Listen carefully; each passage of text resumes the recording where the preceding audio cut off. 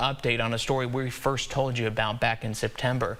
East Texas nonprofit organization Freedom Seekers International, with the support of numerous area churches, is helping more than 60 persecuted Christians from China to begin a new life in East Texas.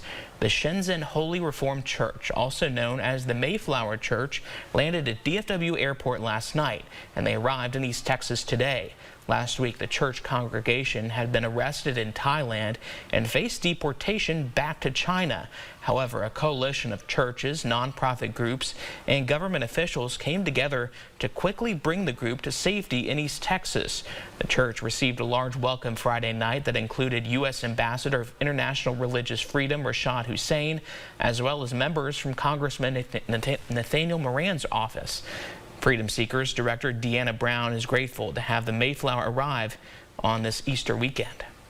I want to say thank you so much for a great victory for freedom, especially for East Texas.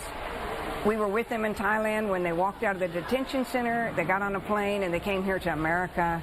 So we have done so many things as a community, hundreds of churches, thousands of people, from letters, from gifts.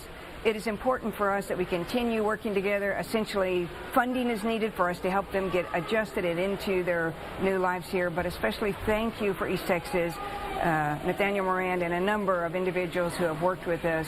This is a great victory for us. A welcome event for the Mayflower Church in Tyler is being organized by Congressman Moran's office for next Friday. A local East Texas community will be housing the entire church with a 12-month program to help them assimilate and become self-sustaining in the future. Welcome to East Texas.